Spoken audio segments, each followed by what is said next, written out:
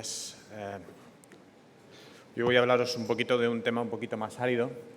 pero creo que es crucial para ver la dimensión del problema que tenemos delante y creo que es una buena manera de iniciar la mañana. Bueno, pues vamos a hablar de lo que es la epidemiología del queratocono, de cómo afectan una serie de variables epidemiológicas a esa incidencia y prevalencia, con una serie de factores de riesgo para la aparición y la progresión, y ver sobre todo cuáles son esos factores que van a condicionar que al final aparezca la posibilidad o la necesidad de hacer una queratoplastia. Y finalmente os voy a dar unos datos de epidemiología que tenemos en España después de un trabajo que hicimos en Valladolid hace unos años para conocer realmente qué es lo que pasaba con el cono en España. Los papers y todo lo que son los datos del queratocono han cambiado mucho en los últimos años, y todos los datos que teníamos, sobre todo referidos a actualizaciones en cuanto a diagnóstico, han cambiado mucho, porque desde luego la manera que tenemos de diagnosticar un queratocono es ahora completamente distinta a la que teníamos hace tan solo 20 años. Disponemos de una serie de aparatos diagnósticos que nos facilitan mucho la vida, pero que también han cambiado completamente todo lo que son los datos de incidencia y prevalencia conocidos. Así, en los trabajos tradicionales, basados sobre todo en obtener casos de las consultas y luego extrapolarlos a la población, obteníamos unos datos en el trabajo más típico de Kennedy, el que todos conocemos, de una prevalencia aproximada de 1 cada 2.000 habitantes del queratocono, que se confirmaban en países como en el Reino Unido, pero que multiplicaban su incidencia hasta por 4 en el momento que tratábamos con poblaciones asiáticas. Pero si veis, casi todos estos trabajos están hechos con datos queratométricos. En el momento que nosotros hacemos estudios topográficos, realizados sobre todo en los últimos 10 años, vemos que la incidencia o la prevalencia de esta enfermedad se multiplica espectacularmente.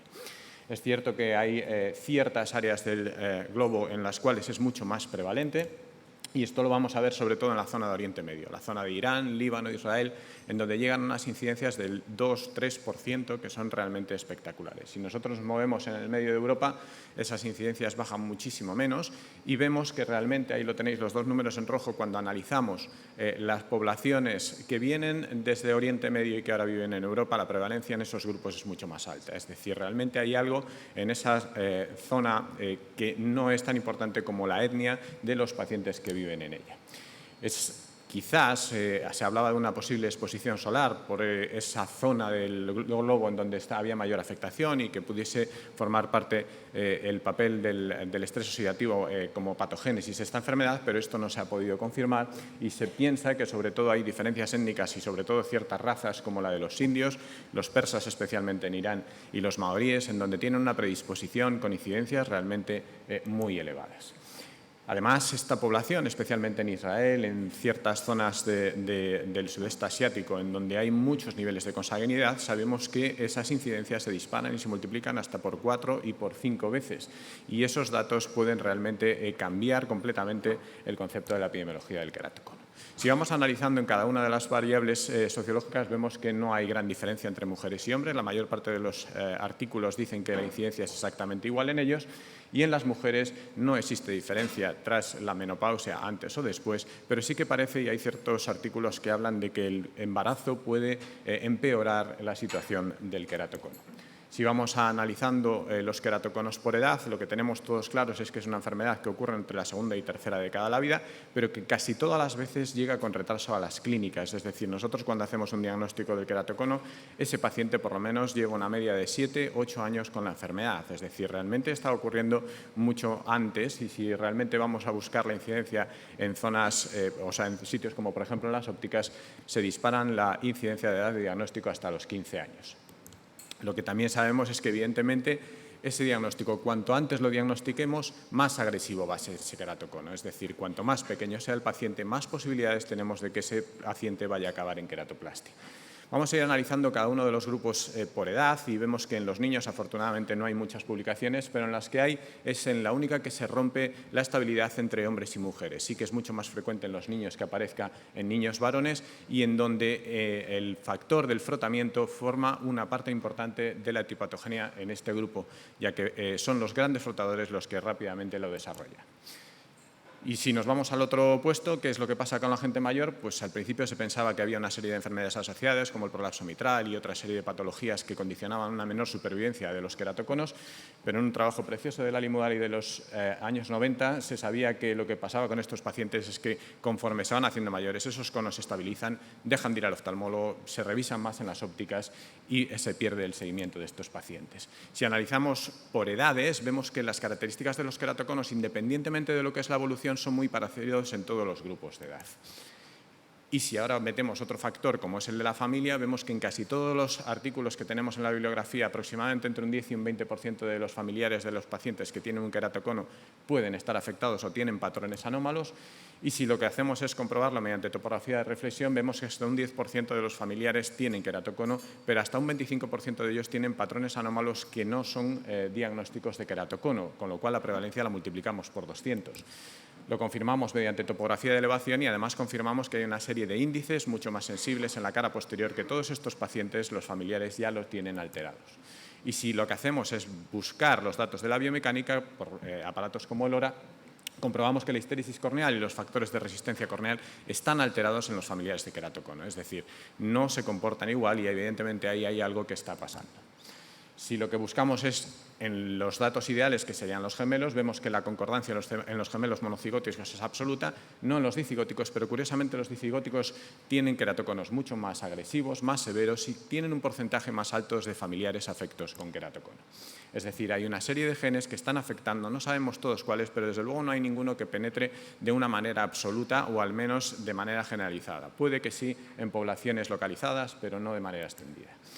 Y si buscamos enfermedades asociadas, todos sabemos un montón de enfermedades que están asociadas al queratocono, pero en el último paper del consenso global del queratocono y de las enfermedades ectásicas dan importancia a estos, al síndrome de Down, a las enfermedades de tejido conectivo como el Marfan, al floppy, al Ehlers-Danlos, a la atopia y a la maurosis congénita de Leber. Estos, sabéis, son enfermedades que tienen una alta incidencia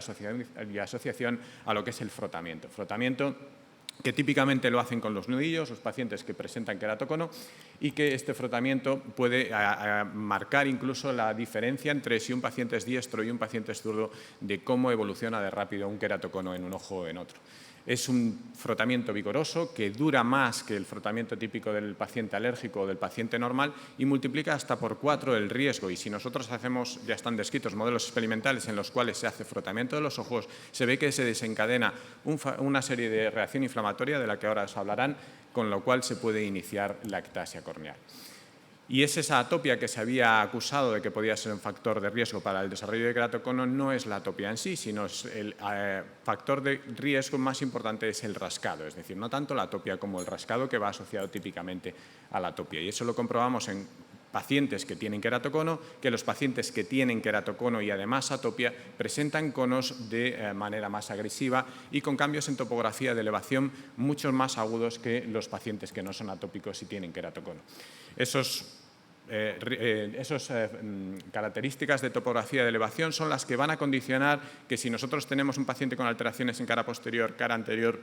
de elevación y además una paquimetría más delgada, sabemos que esos pacientes tienen mayor riesgo de evolución a queratoplastia. Y esto es algo que ya nos contaba el colaborativo de seguimiento longitudinal del queratocono, en donde sabíamos que CAS altas, visiones malos, pacientes jóvenes y cicatrizaciones en apes condicionan una mayor posibilidad